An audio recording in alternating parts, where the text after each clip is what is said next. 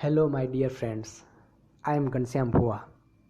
Last time आपने commerce master के अंदर देखा था first chapter nature and significant of management के अंदर आपने टॉपिक पढ़े थे nature, meaning, importance of management.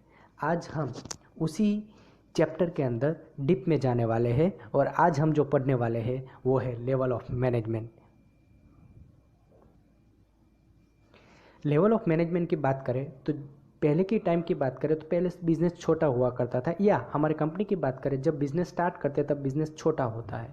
जब बिजनेस छोटा होता है तो उसके अंदर एम्प्लॉयज़ भी बहुत ही कम रहते हैं, लेकिन जैसे जैसे बिजनेस की साइज़ बढ़ती है, in short small sector to large sector, जैसे लार्ज सेक्टर में कन्वर्ट होता है तो उसके अंदर नंबर्स ऑफ एम्प्लॉयज़ भी बढ़ जाते हैं। धीरे धीरे पहले बहुत ही कम एम्प्लॉयज़ रहते हैं, उसके बाद जैसे बिजनेस की साइज़ बढ़ी तो नंबर्स ऑफ एम्प्लॉयज़ भी क्या हो जाएंगे, बढ़ जाएंगे।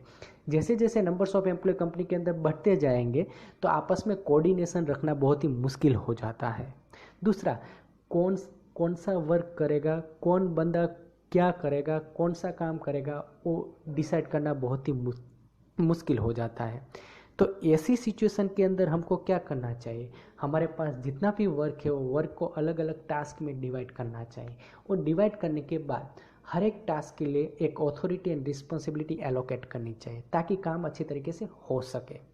इसीलिए जनरली मैनेजमेंट क्या करता है, मैनेजमेंट अपने मैनेजमेंट को 3 पार्ट में डिवाइड कर लेता है, जिसके अंदर पहला आता है टॉप लेवल, दूसरा आता है मिडिल लेवल और थर्ड वन होता है बॉटम लेवल। पहले हम बात करें टॉप लेवल, तो टॉप लेवल को सुपीरियर लेवल भी बोला जाता है। टॉप लेवल की बात करें तो टॉप लेवल के अंदर कौन कौन लोग आते हैं। टॉप लेवल के अंदर आता है board of director, managing directors, general managers, even CEO, chief executive officer, ये सभी होते हैं टॉप लेवल मैनेजमेंट में। टॉप लेवल मैनेजमेंट का मेन काम रहता है पूरी कंपनी को हैंडल करना, in the sense utmost authority top level रहेगी। कोई भी चीज़ होगी तो उसका एटमोस्ट ऑथोरिटी टॉप लेवल रहेगा। हम टॉप लेवल के फंक्शन पढ़ेंगे। फर्स्ट फंक्शन, टॉप लेवल का मेन फंक्शन ये रहता है कंपनी का ऑब्जेक्टिव डिसाइड करना। ऑब्जेक्टिव 2 तरीके के होते हैं, एक होता है प्राइमरी ऑब्जेक्टिव, सेकंड होता है सेकेंडरी ऑब्जेक्टिव। ये दोनों ऑब्जेक्टिव डिसाइड करने का काम भी टॉप लेवल का रहता है।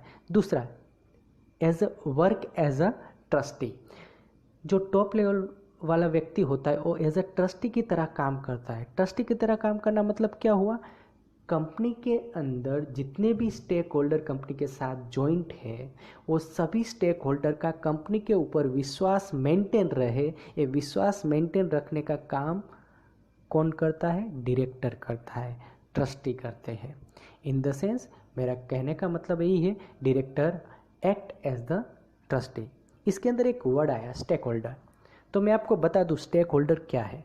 स्टेक होल्डर का मतलब होता है कंपनी के साथ जितने भी लोग जुड़े हुए हैं वो सभी को स्टेक होल्डर बोलते हैं, चाहे एम्प्लॉय, चाहे ऑनर, चाहे डेटर्स, चाहे क्रेडिटर्स, चाहे शेयर होल्डर, चाहे डिबेंचर होल्डर, ये सभी को स्टेक होल्डर बोला जाता है। Third point, select chief executive officer.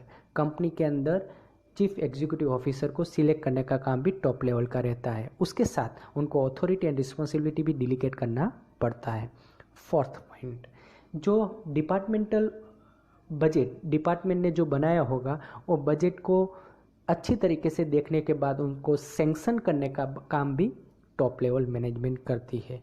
Fifth one, company के अंदर जितने भी कंपनी के लॉज और गवर्नमेंट के लॉज है, इवन जो शेयर होल्डर या स्टेक होल्डर है उनका इंटरेस्ट मेंटेन रखने का काम भी टॉप लेवल करती है। सिक्स्थ वन, कंपनी का जो गोल है वो गोल को अचीव करने के लिए हमको प्लानिंग करना पड़ता है। प्लानिंग 2 तरीके के होते हैं, शॉर्ट टर्म भी होता है और लॉन्ग टर्म भी होता है। तो ये जो लॉन्ग टर्म प्लान करने का काम भी टॉप लेवल का रहता है ताकि हमारे ऑर्गेनाइजेशन का गोल ईजिली अचीव हो सके। सेवंथ वन, कंपनी के अंदर कोई ऐसे प्रॉब्लम, छोटे छोटे प्रॉब्लम होगा तो एम्प्लॉय लेवल पे ही वो सोल्व हो जाएगा, या एम्प्लॉय खुद सोल्व कर लेंगे या मैनेजर सोल्व कर लेगा। लेकिन जो अगर प्रॉब्लम बड़ा हो और वो प्रॉब्लम पूरी कंपनी को इफेक्ट करता हो तो ऐसे प्रॉब्लम को सोल्व करने के लिए टॉप लेवल को इंटरफियर करना पड़ेगा। In the sense complex problem solve किया जाता है टॉप लेवल मैनेजमेंट के थ्रू। 8 वन, हम बात करें to plan for the enterprise and it implement and supervise it. Company का जो ऑब्जेक्टिव, कंपनी का जो टारगेट और कंपनी ने जो प्लान किया है वो प्लान को पहले तो डिज़ाइन करना, उसके बाद उसको अप्लाई करना। अप्लाई करने के बाद काम ख़त्म नहीं हो जाता है, इम्प्लीमेंटेशन करने से काम ख़त्म नहीं हो जाता है।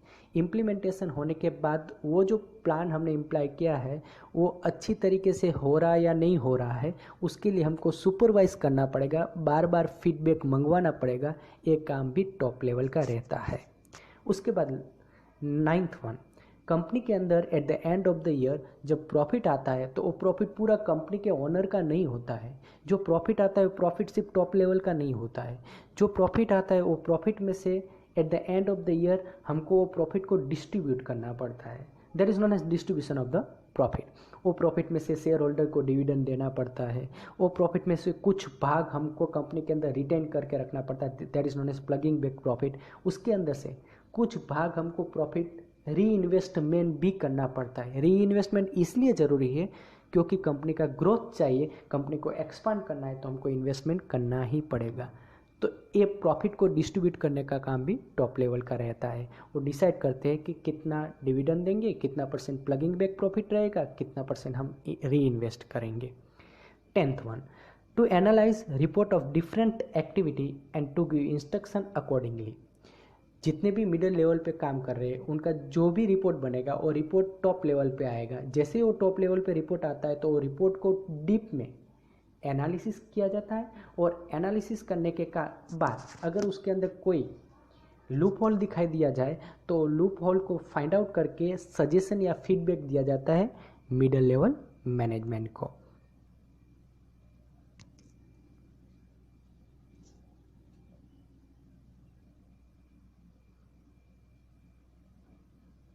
अब हम पढ़ते हैं middle level management. Middle level management की बात करें तो मिडिल लेवल मैनेजमेंट के अंदर जनरली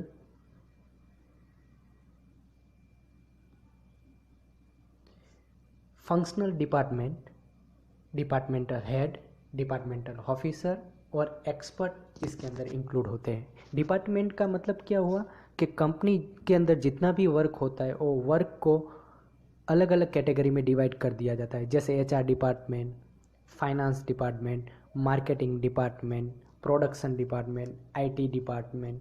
ये हम डीप में आगे पढ़ने वाले हैं। अभी इतना याद रखते हैं कि अलग अलग काम को अलग अलग डिपार्टमेंट में हम डिवाइड कर लेते हैं।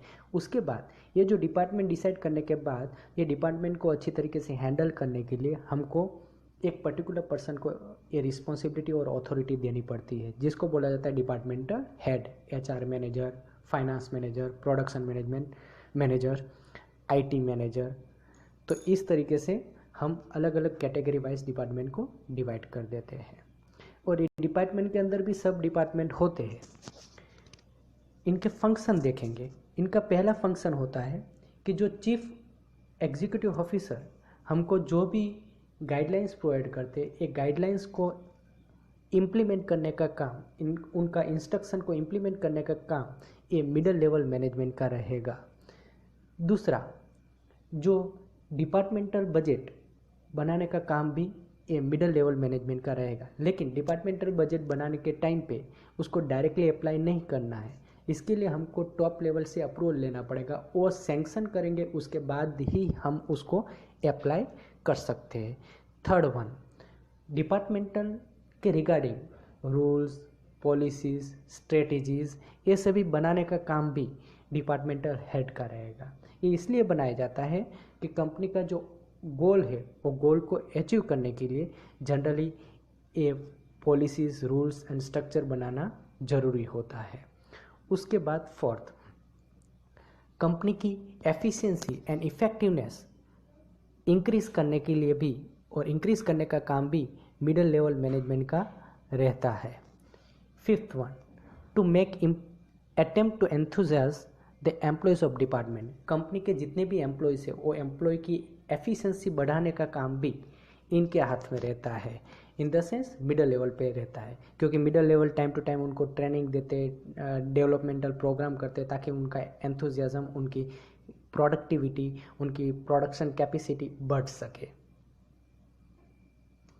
सभी डिपार्टमेंट के बीच में कोऑर्डिनेशन रखने का काम भी मिडिल लेवल मैनेजमेंट का रहता है। मिडिल लेवल मैनेजमेंट को एचआर के साथ भी काम करना है, प्रोडक्शन के साथ भी काम करना है, मार्केटिंग के साथ भी करना है और आईटी डिपार्टमेंट के साथ भी करना है। तो हर एक डिपार्टमेंट के बीच में कोऑर्डिनेशन रखने का काम भी मिडिल लेवल मैनेजमेंट का रहेगा। उसके बाद जो to supervise the working of the department के अंदर जितना भी काम हो रहा है वो काम को सुपरवाइज करना, इन शॉर्ट सब डिपार्टमेंट के अंदर जो काम हो रहा है उनका फीडबैक लेना, उनके पास से काम का रिपोर्ट लेना और वो काम के अंदर कोई प्रॉब्लम आ रहा है तो प्रॉब्लम को सोल्व करना। तो ये भी काम मिडिल लेवल मैनेजमेंट का रहेगा। To help the top level management in taking policy decision, company के अंदर जो टॉप लेवल वाले मैनेजमेंट करते हैं, टॉप लेवल के अंदर बहुत सारी चीज़ ऐसी होती है जो टॉप लेवल पे पता नहीं होती है, वर्कर के रिगार्डिंग या कोई डिपार्टमेंट के रिगार्डिंग वो डिपार्टमेंटल हेड को पता होती है। तो जब भी टॉप लेवल वाले को कोई पॉलिसी या कोई स्ट्रेटेजी बनानी हो या पॉलिसी के रिगार्डिंग कोई डिसीजन लेना हो तो ये डिसीजन के अंदर मिडिल लेवल मैनेजमेंट इन्वॉल्व होते हैं। इन the sense middle level management का सपोर्ट लिया जाता है और मिडिल लेवल मैनेजमेंट उनको सपोर्ट भी करते हैं। नेक्स्ट देखेंगे bottom level management. Bottom level management की बात करें तो बॉटम लेवल मैनेजमेंट के अंदर सुपरवाइज़र, जॉबर और फॉरमैन को इंक्लूड किया जाता है और बॉटम लेवल को लास्ट लेवल ऑफ मैनेजमेंट बोला जाता है। यहाँ पे ज़्यादातर जो वर्कर जो काम करते हैं तो वर्कर के ऊपर डायरेक्टली वॉच रखने का काम ज़्यादातर होता है। इन शॉर्ट इम्प्लीमेंटेशन का ज़्यादातर काम बॉटम लेवल मैनेजमेंट पे होता है। अभी हम उसके फंक्शन पढ़ेंगे। सबसे पहला फंक्शन है सुपरवाइज करना। बॉटम लेवल पे जितना भी काम हो रहा है, जितने भी एम्प्लॉयज़ काम कर रहे हैं, वर्कर काम कर रहे हैं, उनके ऊपर देख रेख रखने का काम बॉटम लेवल मैनेजमेंट का रहता है। दूसरा, जितने भी एम्प्लॉयज़ बॉटम लेवल पे काम कर रहे हो, बॉटम लेवल पे जितने भी एम्प्लॉय काम कर रहे हैं उनके बीच में डिसिप्लिन मेंटेन रखने के लिए भी काम होता है बॉटम लेवल मैनेजमेंट का। बॉटम लेवल मैनेजमेंट उसके लिए रूल्स एंड रेगुलेशन बनाती है ताकि आपस में सभी के बीच में डिसिप्लिन मेंटेन रहे। थर्ड वन, जितना भी बॉटम लेवल पे काम होता है वो काम का पूरा रूटीन वर्क तैयार करना। इन शॉर्ट समझ लो कि कल आके कौन सा काम करना है उसका एडवांस में ही प्लानिंग कर दिया जाता है, जिसको हम बोलते हैं daily work, not either routine plan. तो ये रूटीन प्लान बनाने का काम भी बॉटम लेवल मैनेजमेंट का रहता है।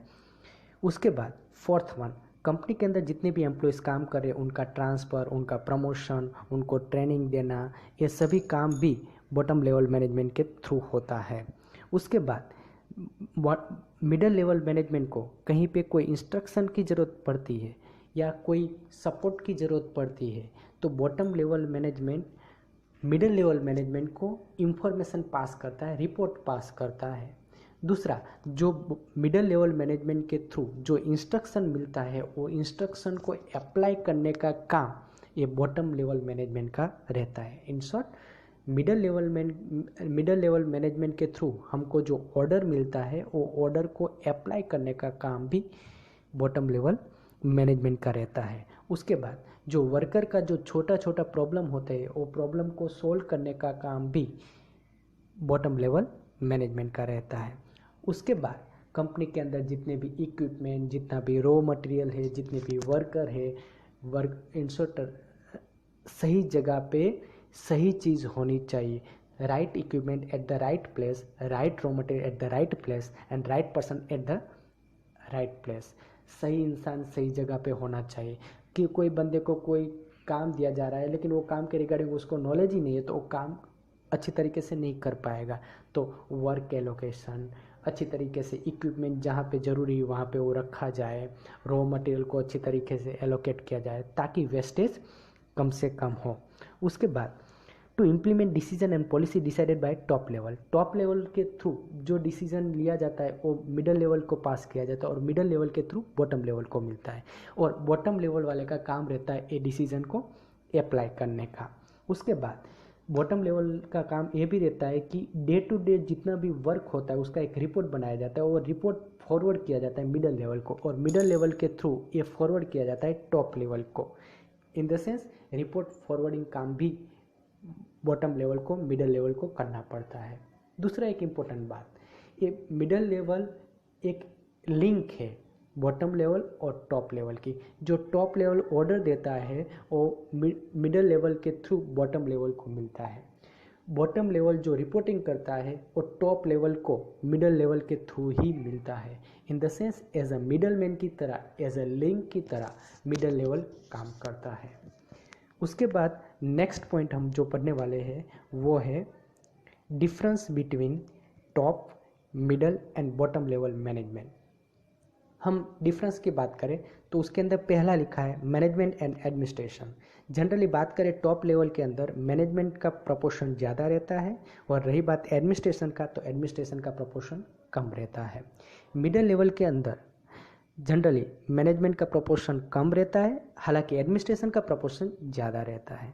रही बात बॉटम लेवल की तो मैनेजमेंट का बहुत ही कम प्रपोर्शन रहता है, लेकिन उसके सामने एडमिनिस्ट्रेशन का प्रपोर्शन बहुत ही ज़्यादा रहता है। उसके बाद इंक्लूड्स टॉप लेवल पे कौन कौन लोग काम करते हैं। तो टॉप लेवल पे काम करता है board of director, managing director, CEO, general manager, ये सभी टॉप लेवल पे होते हैं। मिडल लेवल पे होते हैं departmental head, expert, departmental officer. हालांकि बॉटम लेवल की बात करें तो बॉटम लेवल पे काम करते हैं supervisor, jobbers, employees, foreman, workers. Authority and responsibility.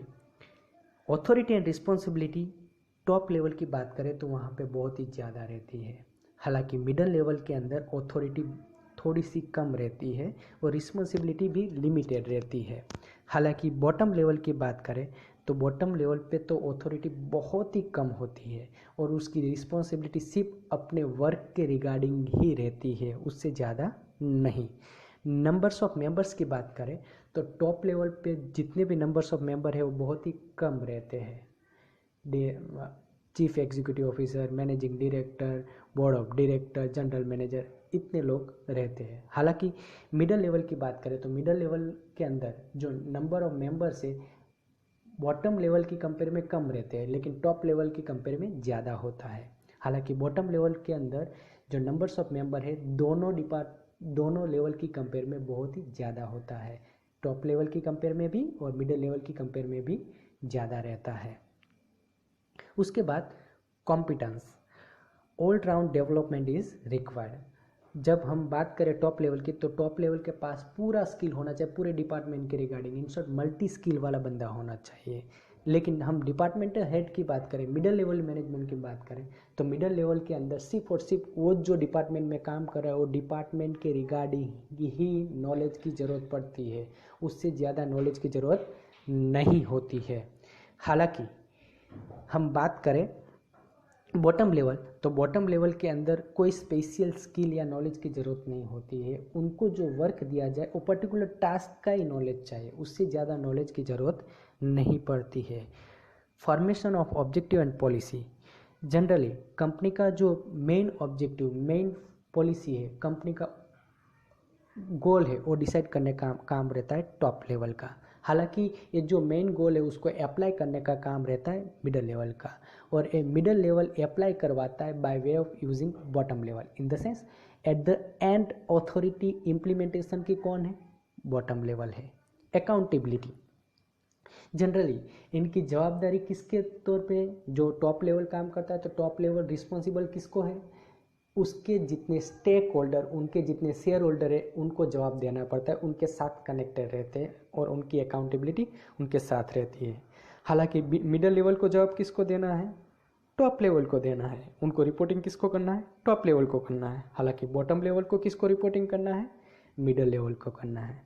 उसके बाद डिसीजन की बात करें तो टॉप लेवल के अंदर जो डिसीजन लिए जाते हैं वो रिस्की डिसीजन होते हैं, मिडिल लेवल पे जो डिसीजन लिए जाते हैं वो लेस रिस्की होते हैं। हालांकि जो बॉटम लेवल पे जो डिसीजन लिए जाते हैं वो बहुत ही कम risky, in short least risky होते हैं। अभी हम जो पढ़ने वाले हैं वो है फंक्शन ऑफ मैनेजमेंट। जनरली जो मैनेजमेंट है, मैनेजमेंट के जो फंक्शन है वो फंक्शन को अलग अलग पार्ट में डिवाइड किया गया है, just like planning, organisation, directing, controlling, staffing, coordination, जिसको हम पोस्ट कॉप बोलते हैं। प्लानिंग की बात करें तो प्लानिंग क्या है, planning means what to do, how to do, when to do, why to do, where to do, whom to do. कौन करेगा, किस तरीके से करेगा, क्या करेंगे, किस जगह से चालू करेंगे, कैसे होगा, ये सब डिसाइड करने का काम है planning. In short planning which is concern with the future. Planning future के साथ लेना देना है। फ्यूचर के अंदर जो अनसर्टेनिटी है उसको रिमूव या उसको कम करने का काम प्लानिंग करता है। दूसरा, कंपनी के अंदर कोई रिस्क क्रिएट होता है फ्यूचर के अंदर, तो उसको रिमूव करने का काम भी, अनसर्टेनिटी को रिमूव करने का काम भी प्लानिंग का रहता है। Second one, organisation. ऑर्गेनाइजेशन की बात करें तो ऑर्गेनाइजेशन क्या है? ऑर्गेनाइजेशन जो प्लानिंग के अंदर हमने डिसाइड किया है, हमारा जो गोल है, वो गोल को अचीव करने के लिए what to do, how to do, when to do, why to do, where to do, ये डिसाइड किया है। वो डिसाइड होने के कारण हमारा काम ख़त्म नहीं हो जाता है। कोई भी प्लानिंग किया तो प्लानिंग करने के बाद अगर उसको अप्लाई नहीं करोगे तो प्लानिंग का जीरो वैल्यू है। Planning is the brain but organisation is the physical structure. Brain के अंदर, माइंड के अंदर जो फीट है उसको रियलिटी में अगर अप्लाई करना है तो बॉडी क्या करती है, उसको रिएक्ट करती है। वो हाथ, समझ लो कि हमारे हाथ को ऑर्डर देगी तो हाथ वो काम करेगा, लेकिन वो माइंड में ही पड़ा रहेगा तो हाथ काम कर पाएंगे नहीं। तो इन द सेंस कहने का मतलब है प्लानिंग के अंदर जो डिसाइड किया है तो वो डिसाइड किया हुआ है उसको अप्लाई करना है तो हमको ऑर्गेनाइजेशन की ज़रूरत पड़ती है। ऑर्गेनाइजेशन की बात करें तो ऑर्गेनाइजेशन क्या करता है? ऑर्गेनाइजेशन जो हमने ऑब्जेक्टिव बनाए वो ऑब्जेक्टिव के आधार पे वर्क डिसाइड करता है। वर्क डिसाइड करने के बाद वो वर्क को अलग अलग कैटेगरी में डिवाइड कर देता है, इन टुकड़ों में डिवाइड कर देता है, जिसको डिपार्टमेंट बोलते हैं। एक बार डिपार्टमेंट होने के बाद, एक बार टास्क डिसाइड होने के बाद वो टास्क अच्छी तरीके से हो सके इसके लिए हम अथॉरिटी एंड रिस्पॉन्सिबिलिटी डिसाइड करते हैं। अथॉरिटी एंड रिस्पॉन्सिबिलिटी डिसाइड और पोजीशन डिसाइड करते हैं। ये डिसाइड होने के बाद हम अथॉरिटी एंड रिस्पॉन्सिबिलिटी एलोकेट करते हैं ताकि वो अच्छी तरीके से काम हो सके। ये जो पूरी प्रोसेस है, इसी प्रोसेस को बोला जाता है organisation. In short organisation means, organisation is the process of delegation of authority and responsibility. Staffing की बात करें तो स्टाफिंग कंपनी के लिए आर्म्स और लेग है। जैसे स्टाफिंग को ज़्यादातर ह्यूमन बींग के साथ लेना देना है। स्टाफिंग होता ही ह्यूमन बींग के लिए है, कंपनी के एम्प्लॉयज़ के लिए होता है। कंपनी के अंदर जितने भी एम्प्लॉयज़ काम कर रहे हैं उनका रिक्रूटमेंट करना, उनका सिलेक्शन करना, उनको ट्रेनिंग देना, उनका डेवलपमेंट करना, उनको प्रमोशन करना, उनका ट्रांसफ़र करना, ये सभी काम स्टाफिंग का रहता है। स्टाफिंग क्या करता है? राइट पर्सन राइट जगह के लिए सिलेक्ट करता है। In short choose the right person for the right place. उसके लिए उसको रिक्रूटमेंट करना पड़ता है। रिक्रूटमेंट के आधार पे जितनी भी एप्लीकेशन आएगी उसमें से दी बेस्ट एप्लीकेशन को चूज़ करेगा according to the skill, knowledge और क्वालिफिकेशन। एक बार सिलेक्ट होने के बाद जो एम्प्लॉय कंपनी में आएगा, वो कंपनी के अंदर जो एम्प्लॉय आया है उसको कंपनी के रिगार्डिंग नॉलेज नहीं होगा, तो उसको वो कंपनी के रिगार्डिंग नॉलेज देगा जिसको बोला जाता है इंडक्शन ट्रेनिंग। और कंपनी के सिवा उसके वर्क के रिलेटेड भी उसको गाइडलाइंस या इंफॉर्मेशन प्रोवाइड किया जाएगा, उनको ट्रेनिंग दी जाएगी। उसके बाद अगर कंपनी के अंदर कोई एम्प्लॉय अच्छा काम कर रहा है तो उसको प्रमोशन भी दिया जाता है। कंपनी में कोई एम्प्लॉय अच्छा काम नहीं कर रहा है तो उसको डिमोशन दिया जाता है। अगर कोई एक डिपार्टमेंट में जगह खाली हुई है तो एक डिपार्टमेंट में से दूसरे डिपार्टमेंट में कर्मचारी को या एम्प्लॉय को भेजा जाता है एज अ जॉब पर्पज़ के लिए, तो उसको ट्रांसफ़र बोलते हैं। कहने का मेरा मतलब ये है कि ये सभी को स्टाफिंग बोलते हैं। स्टाफिंग में और भी पॉइंट इंक्लूड होते हैं, जैसे इंसेंटिव्स। जो कोई एम्प्लॉय अच्छा काम कर रहा है तो उसको मोटिवेट करने के लिए हम उनको इंसेंटिव्स देते हैं। इंसेंटिव दो तरीके के होते हैं, monitoring incentive, non monitoring incentive. हम इंसेंटिव के थ्रू एम्प्लॉय को मोटिवेट भी करते हैं, ये भी एक स्टाफिंग का पार्ट है। नेक्स्ट पढ़ेंगे डायरेक्टिंग। हम डायरेक्टिंग की बात करें तो डायरेक्टिंग कुछ नहीं है, directing providing the guidelines regarding the objective to employ. Employ को हमारे ऑर्गेनाइजेशन के जो ऑब्जेक्टिव है वो ऑब्जेक्टिव के रिगार्डिंग गाइडलाइंस प्रोवाइड करना ताकि एम्प्लॉय सही डायरेक्शन में काम कर सके। इन शॉर्ट एक राइट पाथ में काम कर सकते, उसको एक वे देना, उसको एक रास्ता दिखाना जिस रास्ते से उसकी मंजिल पा सके, उसका ऑब्जेक्टिव अचीव हो सके। इसके लिए काम करता है डायरेक्टिव। डायरेक्टिंग एम्प्लॉय का सुपरविजन करने का काम भी करता है। नेक्स्ट जो टॉपिक है हमारा वो है कंट्रोलिंग। हम जब कंट्रोलिंग की बात करें तो कंट्रोलिंग क्या है? कंट्रोलिंग क्या करता है, कंट्रोलिंग हमारा जो एक्चुअल परफॉर्मेंस है वो एक्चुअल परफॉर्मेंस को स्टैंडर्ड परफॉर्मेंस के साथ मैच करता है। उसमें से जो डेविएशन आए तो वो डेविएशन को फाइंड करता है और वो डेविएशन को फाइंड करने के बाद उसको रिमूव करने का काम कंट्रोलिंग का रहता है। तो सिंपल शॉर्ट में बोला जाए तो controlling, C for sip, controlling is the process of comparing actual performance with the standard and find out the error, mistake को फाइंड आउट करना, यही है कंट्रोलिंग। एग्जाम्पल, जैसे कोई एम्प्लॉय को हमने टारगेट दिया है कि आपको 10,000 यूनिट प्रोडक्शन करना है, लेकिन वो एम्प्लॉय ने सिर्फ 8,000 यूनिट प्रोड्यूस किया, तो कंट्रोलिंग क्या करेगा, कंट्रोलिंग सुपरवाइज करेगा, देखेगा कि उसने 8,000 यूनिट ही क्यों प्रोड्यूस किया, उसके पास जाएगा, पूछेगा कि तुझे टारगेट 10,000 का दिया था, तूने 8,000 ही किया। तो हमको पता चलेगा, एम्प्लॉय बताएगा अलग अलग रीज़न, जस्ट लाइक मशीनरी बिगड़ गई थी, कोई एम्प्लॉय छुट्टी पे था, रॉ मटेरियल टाइम पे नहीं मिला था। तो हम फाइंड आउट करेंगे कहाँ पे प्रॉब्लम थी और वो प्रॉब्लम को फाइंड आउट करके उसको सॉल्व करेंगे ताकि दूसरी बार ये प्रॉब्लम ना हो और प्रोडक्शन स्टॉप ना हो। इसके लिए जनरली कंट्रोलिंग काम करता है। इसीलिए कंट्रोलिंग नेगेटिव नहीं है, लेकिन ज़्यादातर लोग इसको नेगेटिव पॉइंट में लेते हैं। Controlling is a negative for employees, controlling employ की फ्रीडम छीन लेता है। हालांकि फ्रीडम छीनता नहीं है, जो उसका काम है वो काम राइट डायरेक्शन में हो, उसके लिए कंट्रोलिंग हेल्प करता है ताकि कहीं पे भी एम्प्लॉय को प्रॉब्लम ना हो। उसके बाद 6th पॉइंट है कोऑर्डिनेशन। कोऑर्डिनेशन वैसे हर एक पॉइंट मैनेजमेंट के बहुत ही ब्रॉड है, लेकिन हमने सिर्फ एक ब्रीफ में पढ़ा है, उसका एक एक चैप्टर है, हर एक फंक्शन के लिए एक एक चैप्टर है। कोऑर्डिनेशन के अंदर की बात करें तो कोऑर्डिनेशन भी एक ब्रॉड कॉन्सेप्ट है, लेकिन फिर भी हम पढ़ते एक छोटा ब्रीफ में उसको पढ़ते हैं। कोऑर्डिनेशन की बात करें तो कोऑर्डिनेशन कुछ नहीं, एम्प्लॉय के बीच में एक ग्रुप क्रिएट हो और ग्रुप में एक्टिविटी हो, ग्रुप में काम हो और ग्रुप में ही ऑर्गेनाइजेशन का गोल अचीव हो, उसी को बोलते हैं कोऑर्डिनेशन। कोऑर्डिनेशन इसलिए ज़रूरी है ताकि हमारा ऑर्गेनाइजेशन का गोल इजीली अचीव हो सके और कंपनी के अंदर कॉन्फ्लिक्ट भी नहीं क्रिएट हो। इसके लिए जनरली कोऑर्डिनेशन ज़रूरी है। कोऑर्डिनेशन तभी हो सकता है जब एम्प्लॉय के बीच में हर एक एम्प्लॉय को अपने काम को अच्छी तरीके से डिस्ट्रीब्यूट करके हमने दिया हो, ताकि हर एक पर्सन को पता होना चाहिए कि हमारा काम, हमारा टास्क कौन सा है। अगर काम और टास्क उसको पता होगा तो दूसरे के काम के अंदर वो इंटरफियर नहीं करेगा, जिसके कारण कॉन्फ्लिक्ट क्रिएट नहीं होगा और कोऑर्डिनेशन बढ़ेगा।